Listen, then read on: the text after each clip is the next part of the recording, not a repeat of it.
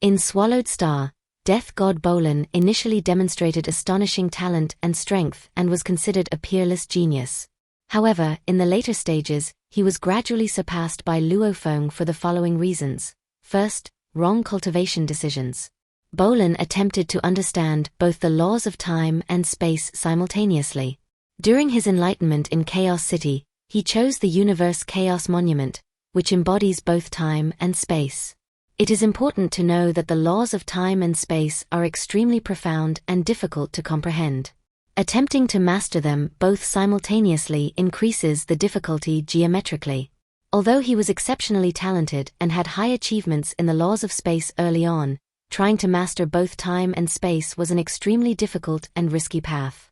Many strong people in the Virtual Universe Company, including his teacher, repeatedly advised him not to cultivate both time and space laws simultaneously. However, Bolan was too confident to listen to this advice, insisting on trying, leading to slow progress in his understanding of the way of time and space over 30 years, wasting precious time and energy. In contrast, during this time, Luo Feng focused on cultivating the Golden Branch Origin Law, steadily improving his strength. The Golden Branch Origin Law was relatively simpler, allowing Luo Feng to fully devote himself to comprehending and cultivating it, gradually closing the gap with Bolan. Second, inconsistency in his training path. After Bolan found himself in trouble while comprehending the laws of time and space, he chose the path of wind-rain-space. However, by this time, he had already lost a significant amount of time, and his progress in space law had fallen behind some of the contemporaneous geniuses. This inconsistency in cultivation made it difficult for him to focus and delve deeply into one particular law again, leading to stagnant improvement.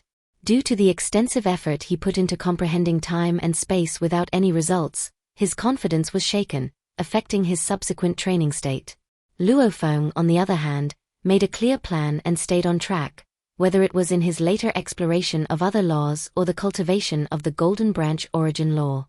The third factor was Bolan's mindset and character traits, namely excessive arrogance.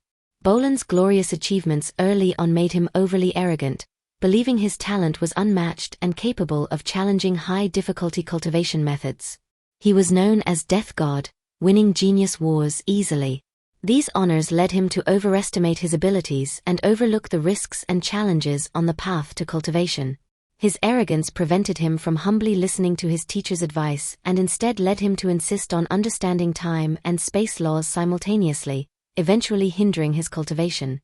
Compared to this, Luo Feng, while confident, maintained a humble attitude and constantly learned from the strong, drawing lessons from others' experiences. He understood his shortcomings and actively sought solutions when encountering problems during his training, rather than blindly rushing forward with reckless confidence. Bolan also lacked perseverance. After encountering difficulties in his cultivation of time and space law, he was deeply affected mentally, not showing enough perseverance to overcome the obstacles. Though he tried to adjust his cultivation path after realizing he was on the wrong track, he did not fully strive to make up for the lost time and opportunities, failing to reclaim his peak state. Luo Feng, on the other hand, faced many setbacks and challenges during his cultivation journey, such as powerful enemies and scarce resources, but he never gave up and repeatedly overcame difficulties with his tenacity and unyielding spirit, continuously improving his strength. The final factor was opportunity and background. Luo Feng had unique opportunities. He received help from Babata, inheriting from Huyen Bo, the Lord of the Last Star, which provided him with powerful resources and training methods, such as the 9-level secret code, which allowed him to surpass ordinary people in improving his foundational strength. Moreover, in his subsequent adventures, Luo Feng obtained other precious treasures and opportunities, significantly contributing to his strength improvement. He also joined the Virtual Universe Company and received key training from the company while connecting with strong mentors and friends during his enlightenment in Chaos City, accessing a wealth of valuable experiences and knowledge.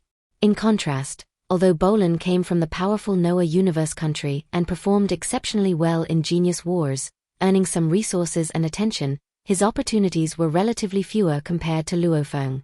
He did not acquire the unique inheritances and treasures that Luo Feng did, which somewhat limited his growth speed. As the storyline progressed, Luo Feng gradually became the focal point of various forces in the universe, attracting more resources and opportunities towards him, while Bolan, despite his early fame, gradually lost his advantages due to issues with his cultivation path and fell behind Luo Feng in competition for resources and opportunities. Regarding the latest episode update, many people should have noticed that in episode 136 of Swallowed Star, Hong, once the strongest on Earth, decided to explore the universe on his own for 2 or 3 years.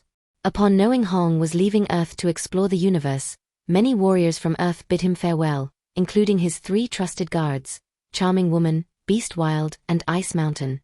Especially Charming Woman openly expressed her admiration for Hong and confessed her feelings, believing she would have agreed to go with him if Hong were to take her. However, in the end, Hong left the Earth alone without taking anyone. He then found Time World Master and began exploring the universe. So, the question arises, why didn't Hong take Charming Woman and others to explore the universe? Personally, I believe there are 2 main reasons. Firstly, Charming Woman and the others were too weak. Taking them to explore the universe could easily lead to danger, as the universe is filled with strong beings. Planetary-level strong ones are everywhere, not to mention cosmic-level, world master level, and other powerful beings.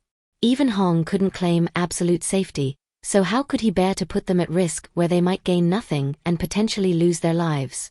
Hence, for their safety, he left them on Earth, as they were among the few planetary-level strong ones responsible for Earth's protection, which was still weak and in need of their presence.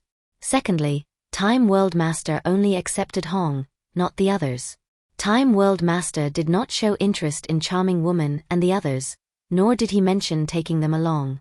Hong, having experienced much, knew that since Time World Master did not suggest taking others along, he could not bring them with him to explore the universe. If he insisted on taking Charming Woman and others, it might not be welcomed, and they'd have to return disappointed.